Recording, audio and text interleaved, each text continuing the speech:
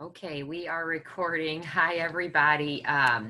So as promised, I'm doing a couple recorded lectures. The first one, I'm going to do a couple examples of the cost of goods manufactured schedule. I know that we were able to do one in class together, but just to show you a couple other examples. These are both problems out of your textbook problem 1-4 and then problem 1-5. So both of them we're getting practice with the cost of goods manufactured schedule and then linking that to the income statement and the balance sheet. So pretty cool problem. So I am going to share my screen with you and we'll get started. And then of course, when I post the recorded lecture, I'll also post these Excel workbooks so you guys can use those if you wanted to. I don't know that you'll really need to use them for anything necessarily, but nonetheless, here's problem 1-4. Problem 1-4 is on page 58 of your textbook. And so problem 1-4, it says, the adjusted trial balance for Rochester Electronics on November 30th, the end of its first month of operations, is as follows. And so it gives us some information here, balances and whatnot here on the trial balance, right? And then it says the general ledger reveals the following data. So now we're here, right? The general ledger reveals the following additional data. So there were no beginning inventory. So if you think about that cost of goods manufactured schedule, a couple of the calculations within it are based on beginning inventory. So we know we're going to have to kind of contend with that. And we're going to have some zeros there where we normally would be adding something. And then letter B, material purchases during the year were $33,000. Letter C, direct labor costs were $18,500. Letter D, factory overhead costs were as follows. So it gives us indirect materials, labor, depreciation on building, depreciation on machinery, equipment, utilities. And then the instructions are to prepare a statement of cost of goods manufactured for November, prepare the income statement for November, prepare the balance sheet for November. So remember our basically our formula that we use, or how we prepare this cost of goods manufactured schedule, because that's what we have to do first. So we're going to take our direct materials, and then we're going to take our direct labor,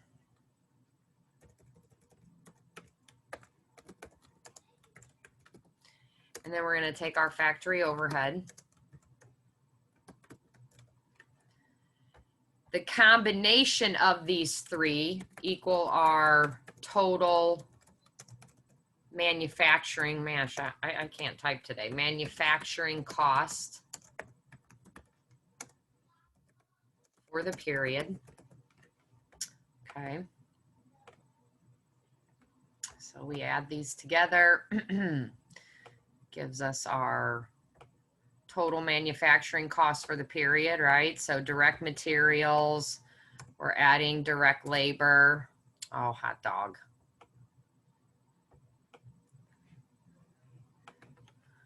We'll just say add direct labor, add factory overhead. That equals total manufacturing costs for the period, right? And then we add beginning work in process.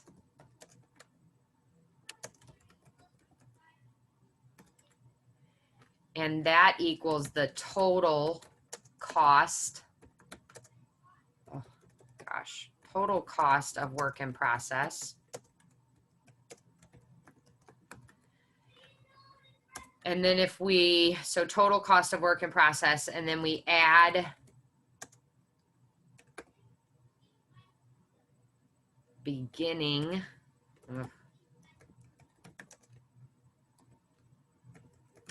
finished goods inventory, or excuse me, beginning, see, hold on, I'm confusing myself now here. Add beginning work in process, that's, less ending work in process.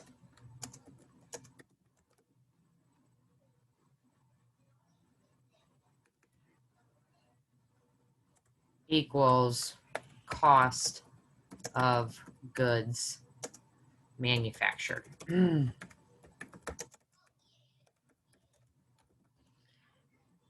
Or what we will start referring to, cost of goods manufactured, right? Okay, so direct materials plus direct labor plus factory overhead, that equals our total manufacturing cost for the period. And then we add beginning work in process. So, you know, again, we're preparing this one now for the month of November, right? Our trial balance they give us, this is for the month of November. So basically direct materials, direct labor, factory overhead for November, right? So then we add those three together, that gives us total manufacturing costs for the period, in this case for November, right? And then we add beginning work in process. So what did we begin with from October? Like, you know, and we still had some stuff in the factory or in the manufacturing plant from October. So what was our beginning work in process in October? Because if we take our right, beginning work in process, what we began November with, because if we add what we began with plus the cost we added, again, that gives us the total cost of work in process. And then we take that total cost of work in process less anything that wasn't finished. So less our ending work in process. And that gives us that cost of goods manufactured, right? So that's kind of that overall formula that we use to prepare our cost of goods manufactured statement, right? And so just like every other statement, we start with a title. And I'm just gonna, to save time, copy and paste this one. We're just gonna change this to a statement of cost of goods manufactured.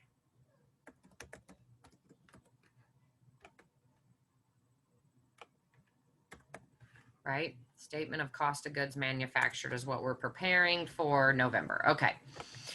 So our first section, direct materials.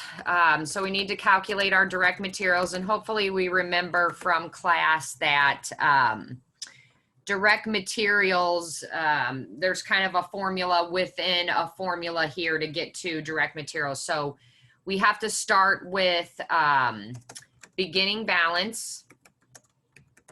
Beginning balance in materials. Now I'm setting this up. Usually these problems will have a beginning balance. Remember in this one, if we go down here to letter A tells us there were no beginning inventories. So again, that means there was zero beginning material inventory, zero beginning work in process inventory, zero beginning finished goods inventory, right? There were no beginning inventories. Okay, so beginning materials, zero. Beginning balance in materials, zero, right? And then we're going to add, and I don't know if I need to keep, material purchases.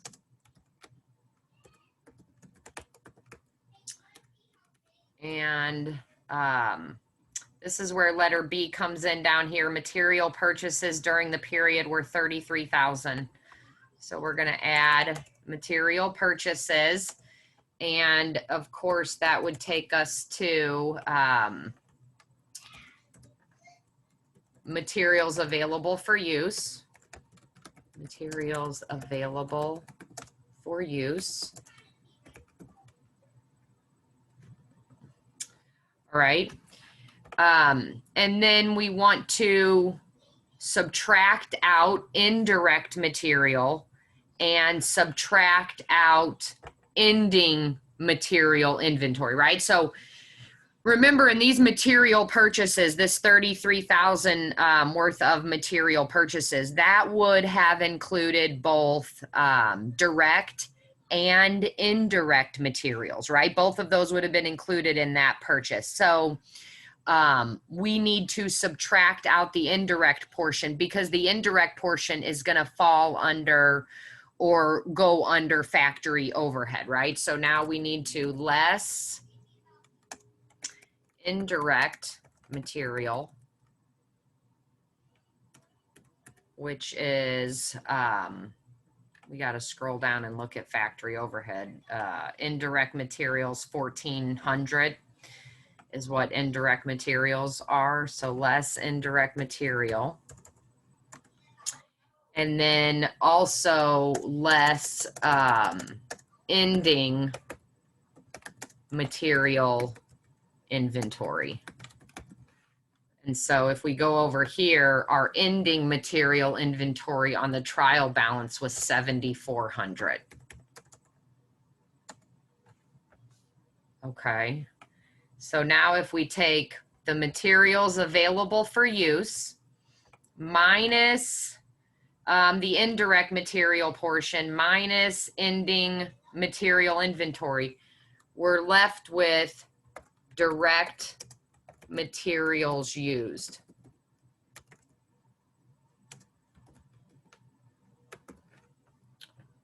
Okay, so materials available for use minus the indirect portion, and then minus ending material inventory and direct materials used equals the sum of these three guys. And we have those as a negative, so of course it does give us that that correct number there. Direct materials used. Okay. So we need to then add in direct labor. That's kind of the next step of this. And that's letter C. Direct labor costs were 18,500. So labor cost. And then we need to add in factory overhead. And what's nice about doing this in Excel as opposed to on the board is that we can copy and paste all of our factory overhead costs because they give them to us.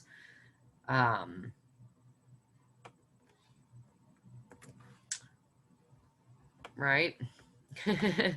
That's one thing that's nice. It would have taken me a few minutes to copy this all down if we were in class together. So that's one of the benefits of doing it here.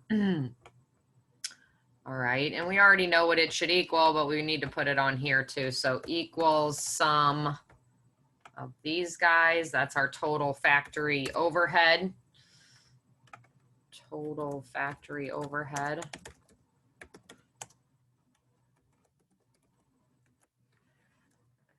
Okay, and so now we're at, you know, again, looking back at our formula up here. So we've got materials, labor, and overhead listed, right? So now we need to total these three up, and we're looking at these guys here. We've got to total these three up. That gives us our total manufacturing overhead. Or excuse me, total manufacturing costs for the period equals the sum. And actually, I think I'm going to just do it like this. So equals direct materials plus direct labor plus factory overhead, right? So we see it as those three numbers. Okay.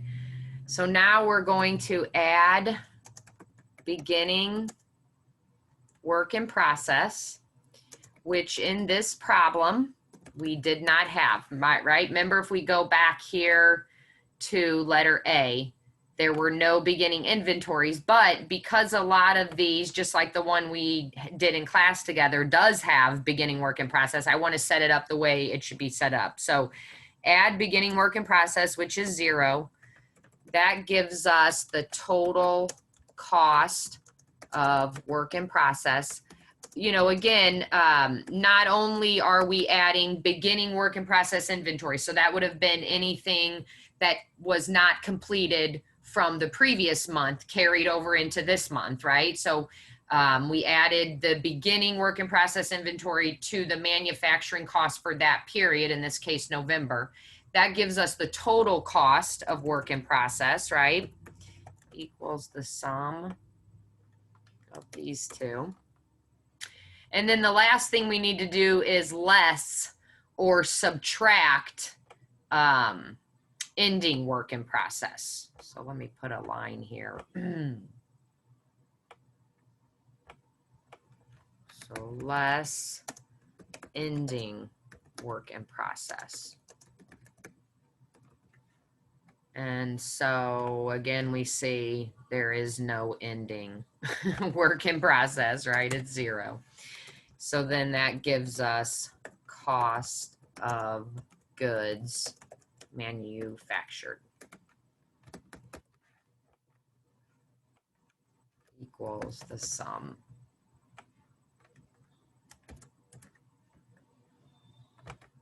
Okay. All right, so that's our cost of goods manufactured schedule. That was part A, right? Hopefully that's making a little bit more sense. We do have one more that we're going to do together after we finish this one, that we're going to see it one more time together anyway. So that was number 1. Now number 2, prepare income statement for November. Okay. So on our income statement, again, we need this, we need a title, right?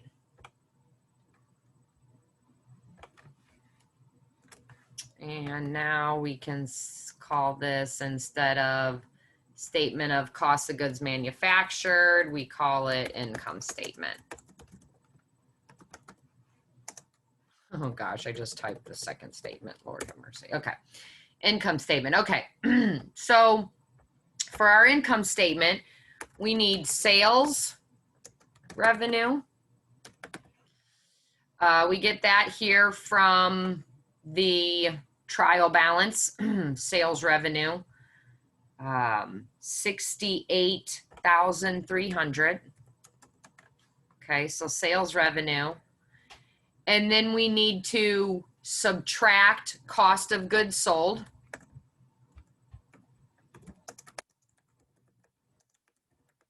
And it gives us our cost of goods sold here, 42,450.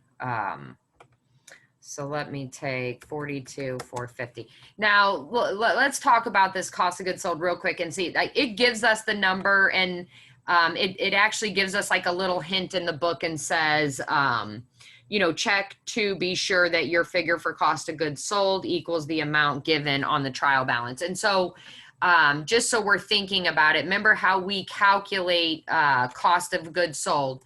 We take beginning finished goods inventory,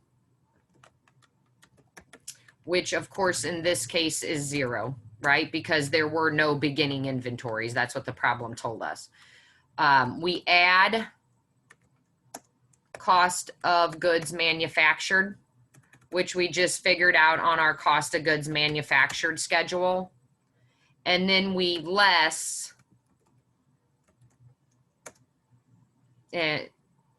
well, here, excuse me. So beginning finished goods inventory, add cost of goods manufactured. That gives us the total cost of goods available for sale or sale.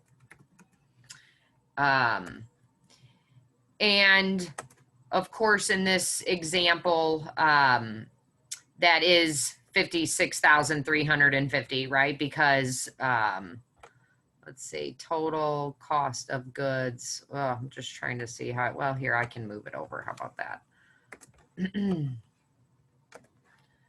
Okay, so beginning finished goods inventory, add cost of goods manufactured, that equals the total cost of goods available for sale, which of course is 56,350 because there was no beginning inventory, right? And then we less ending finished goods inventory. So less what we didn't sell. Ending finished goods inventory.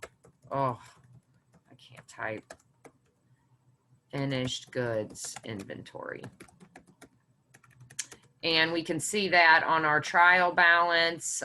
Finished goods ended with 13,900. 13,900.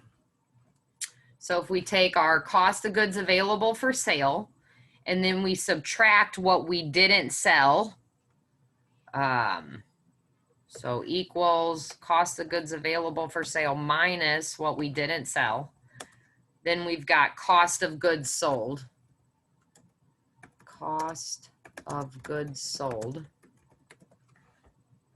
42,450. And of course, that is what matches over here on our cost of goods sold. But I just wanted to show you guys, you know, we did this in class together. We got practice with this in class together. So I know that you've seen that before, but just to show you that we can calculate it, we can get it to match, and that's kind of where we get that number from, right? So sales revenue minus cost of goods sold equals gross profit. So equals 68,300 minus 42,450. So we got gross profit 25,850. And then we're going to subtract selling and admin expenses. And in this case, 15,200 equals, so 25,850 minus 15,200 is our operating income.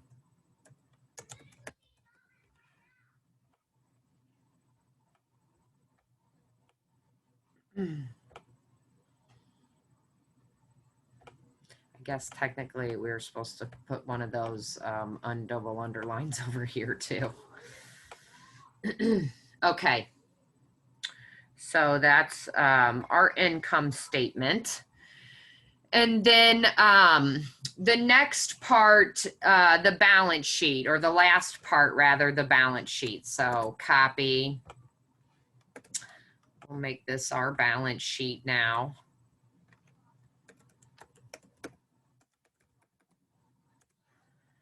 And so we know our balance sheet, assets equal liabilities plus equity, right? So we're going to list our assets first. And again, that's what makes it nice having these problems in Excel, because we can just go over here and we can, here are all of our assets and the contra asset, the accumulated depreciation accounts that go with them, right? So we can copy and just paste these guys over here. And I don't even care if they're tabbed over or not. That's fine. Although some of this stuff's going to get cut off, but that's okay. So we're going to take our, let's see, cash, accounts receivable, finished goods, work in process, material. So we're going to go down to materials, copy.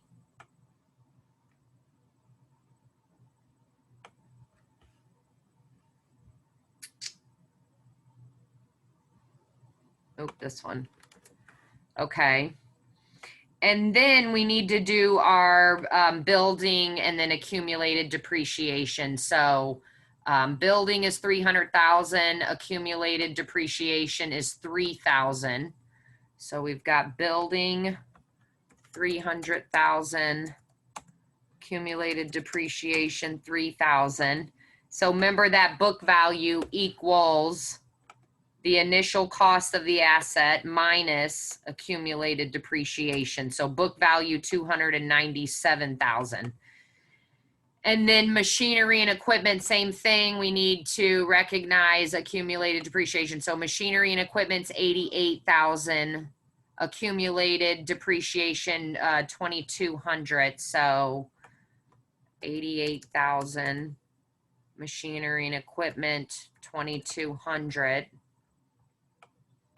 And so we end up with equals original cost of the asset minus accumulated depreciation.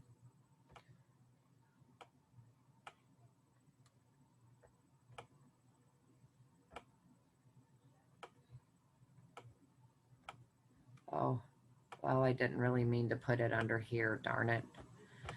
And then over here, put one under there. Okay, so we're using the book value, obviously, right? The book value is the original cost of the asset less accumulated depreciation. So now we have all of them listed. Total assets equal the sum of our assets, 442,100. All right. And now we're going to add liabilities and equity. And of course, if we've done it correctly, liabilities and equity should equal the same thing, right? Liabilities. And I believe we only have one liability in this case, accounts payable. So we see accounts payable there is 8,900. I guess I could have just copied and pasted, but that's okay. Accounts payable, 8,900. And that's our only liability. So I should just double check in the amount. That's our only liability. So we don't need to subtotal that necessarily, although hopefully we know if we had more than one liability, we would say like total liabilities, right? But now we can list our equity. And I didn't put a colon up here. That really matters. But so in this case, equity is made up of the retained earnings. So retained earnings are, you know, the operating income or the net income from the income statement that we calculated, and then also capital stock. So capital stock and retained earnings. Capital stock. And what did we have in capital stock? If we go back up, we had 422,550. 422,550. And then we had retained earnings. You know, again, there's not any retained earnings beginning balance. We don't see any retained earnings account here.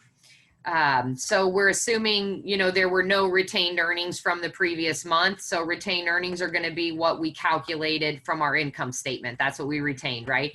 It doesn't tell us we paid out dividends out of those or anything. So we're just assuming that's our retained earnings. So we got total equity equals the sum of these guys.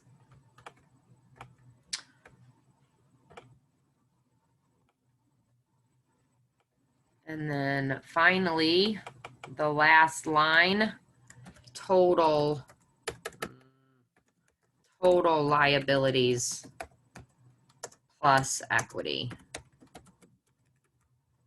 equals accounts payable plus our total equity, 422,100, just like it should.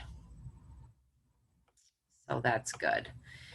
And, you know, I'm not really sure why some of these, it has it formatted to add the commas, and some of them it doesn't. But anyway, hopefully we're feeling good with that. And so we've prepared our cost of goods manufactured schedule, income statement, and balance sheet, right? Okay. So let's do one more of these now, and it's the very next one, problem 1-5. Excuse me. problem 1-5. And so problem 1-5, very similar. In fact, some of the numbers are even the same, because I went through this one and I did it prior to doing it in the recorded lecture to make sure that I didn't make any mistakes. But problem 1-5 is on page 59 of your textbook. And this one, again, we're doing the same thing. This one says the adjusted trial balance for Appleton Appliances on June 30th. The end of its first month of operation is as follows. So again, it gives us the trial balance. It gives us some of these numbers here. And then it says, now we're down here, the general ledger reveals the following additional data. So A, there were no beginning inventories. B, material purchases during the period were $23,000.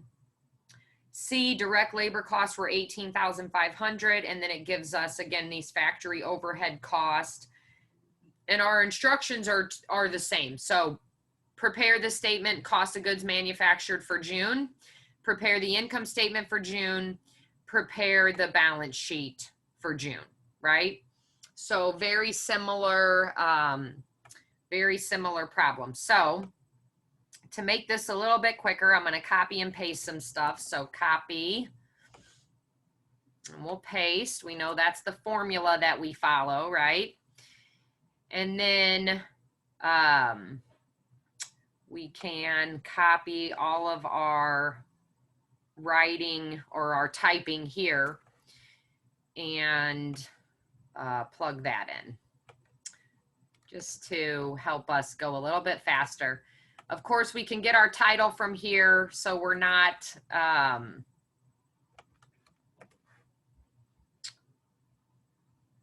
we are not typing in the wrong company name. The only thing that we need to change is the title of the financial statement. So this is the statement of cost of goods manufactured, right? And for June. Okay.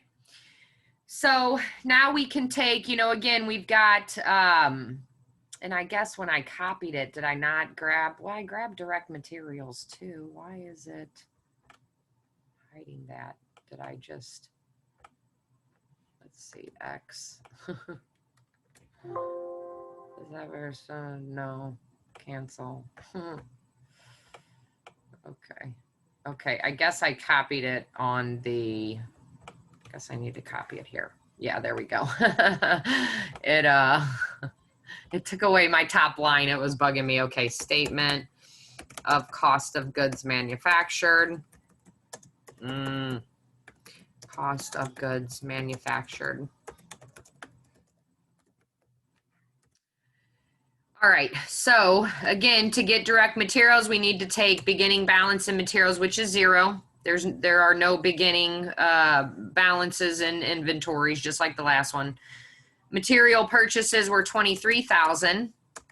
So if we equal these two, that gives us the materials available for use, which again are $23,000 because we did not start with a beginning inventory, right? And then we want to subtract indirect materials. Again, we look under factory overhead for that amount. So indirect materials were $1,400. That was actually the same number in the last problem. So that's why I said some of the numbers are even the same, but this is the next problem anyway. And then ending material inventory. And in materials, we had $4,700 on our trial balance. So direct materials used equals the sum of these guys. All right, 16,900. Direct labor, they just give us, again, that's letter C down here. Direct labor costs were 18,500. And then factory overhead, they give us those too, so we can just copy and paste our numbers.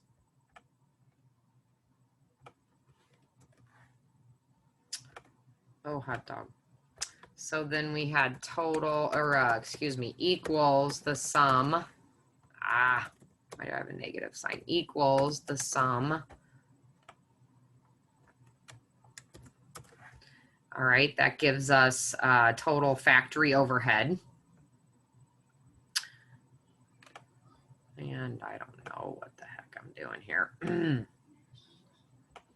So we got materials, labor, overhead. And so now we can take our total manufacturing cost for the period. So again, equals direct materials plus direct labor plus factory overhead, 50,760.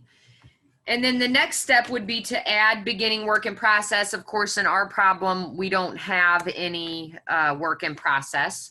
So that's going to make our total cost of work in process 50,760, right? And then we want to less or subtract ending work in process. Of course, in this problem, again, we look over here, we have nothing in ending work in process. So cost of goods manufactured are in fact 50,760, right? So I put the zeros in here and I set it up this way just to illustrate, like the problem that we did in class together. Most of the time, and in the problem, several problems that I've done over the years, you know, most of the time there is beginning work in process and there is ending work in process. So even though those things were zeroed in this particular problem or example, you know, I want you to be comfortable with the way it's set up, because really, once you kind of remember how this is set up, it's not that difficult to plug in the numbers. It's just kind of remembering what format they go in, type thing. So anyway, cost of goods manufactured. So then the next step, step 2, prepare the income statement. Again, I'm going to copy a few things over, and I think I'm going to just go ahead and copy both of these things, save a little bit of writing or typing for me. And so in this case, you know, again, there were 0 beginning inventory, finished goods inventory. So then if we add cost of goods manufactured 50,760, that gives us total cost of goods available for sale 50,760. And then this one, we want to take ending finished goods, right? Less ending finished goods inventory. On this problem, 19,300. So then it takes us down to cost of goods sold, 31,460. And of course, that is what matches here on our cost of goods sold figure, 31,460, right? So now for our income statement, copy. Paste. In this one, we have sales revenue 63,800, cost of goods sold 31,460.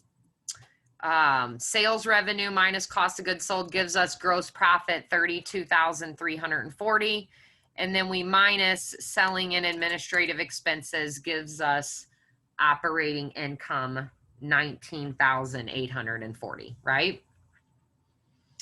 And again, I'm going to steal this balance sheet so I don't have to retype all this jazz, because I'm pretty sure we've got all of the same accounts in this one.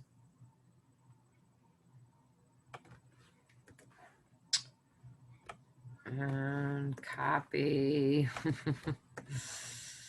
Now this is our, ooh, and I forgot to change income statement on this one. This is our income statement. And now this is our balance sheet.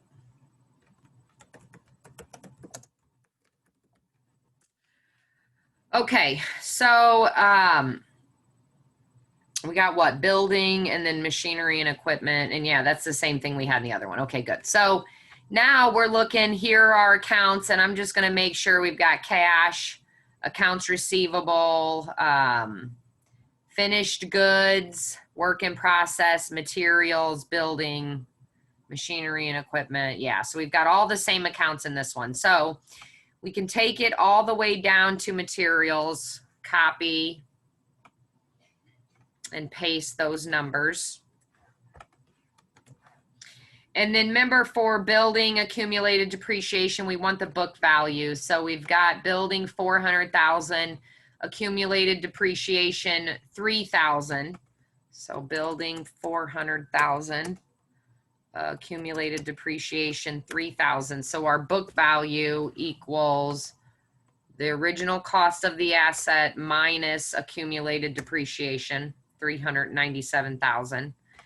And then we want to do the same thing for machinery and equipment. So again, machinery and equipment, 66,000 minus 2,200. 66,000 minus 2,200. So equals the original cost of the asset minus accumulated depreciation. And then from there, we can calculate our total assets using the book value. So we've got 512,900 total assets. And then of course we want to make sure that that basic accounting equation holds true.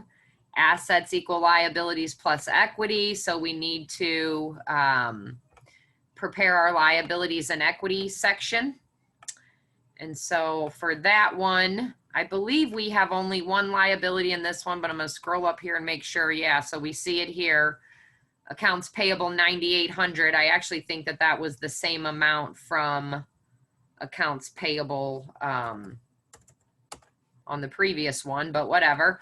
Capital stock on this one going back 483,260. 483,260. Retained earnings. So again, it doesn't give us a beginning balance in retained earnings. It doesn't tell us that we paid out any dividends. So we're assuming retained earnings then 19,840. And actually, I guess these guys maybe should technically go over here. We're going to subtotal them. So equals the sum of our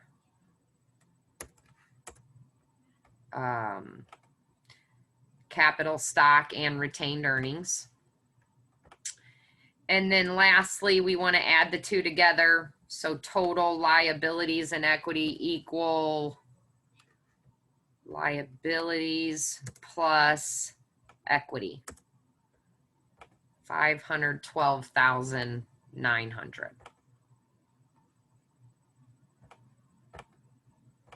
So we know, again, total assets equal total liabilities plus equity. Okay, and that is all for this one. Hopefully doing a couple more of these. Again, problem 1-4, problem 1-5 in your book. So like I said, I will go ahead and let me click save on this so I make sure I do that. Okay, stop sharing. Hi, guys. All right, so I will go ahead and get this recorded lecture posted and then also get this Excel spreadsheet posted with it. So if it is something that you want to practice on, you have that available to you. And then I'm going to do one more recorded lecture to get practice with the journal entries when I finish this one. So I'll get that one posted today also. So, all righty. I will see you guys soon. Bye-bye.